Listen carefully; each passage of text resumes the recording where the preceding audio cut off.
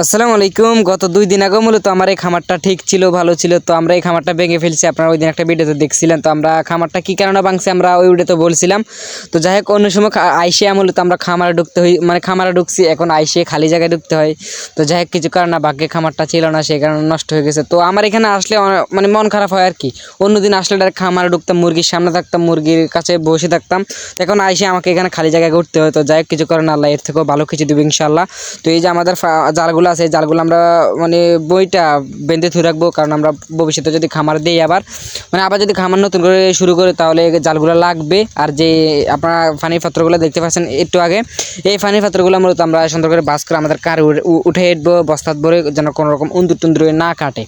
উন্দুর বড় খারাপ, এগুলো কেটে ফেলে। আর এই যে জাল, এখন আমরা যে নেটগুলো আছে, আমরা যে সামনে যে নেট ব্যবহার করছি ওই নেটগুলো মূলত এখন আমরা ঠিক করবো। এখানে অনেকগুলো নেট ছিল, তো অনেক মানুষের নিয়ে গেছে নেট। আমরা যখন খামারটা মানে ভাঙছিলাম ওই সময় অনেক মানুষের নেট নিয়ে গেছে। তো এইটুকু নেট বেঁচে ছিল, এইটুকু নেট মূলত আমরা এখন বাস করে রেখে দেবো।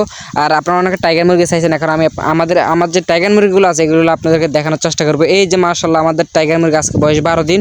তো 2টা ভ্যাকসিন কমপ্লিট হয়েছে 12 দিনে একটা, এবং আপনার 5 দিনে একটা, 2টা কমপ্লিট হয়েছে আজকে 12 দিন। তো যার টাইগার মুরগি লাগবে অবশ্যই কমেন্ট করে যান।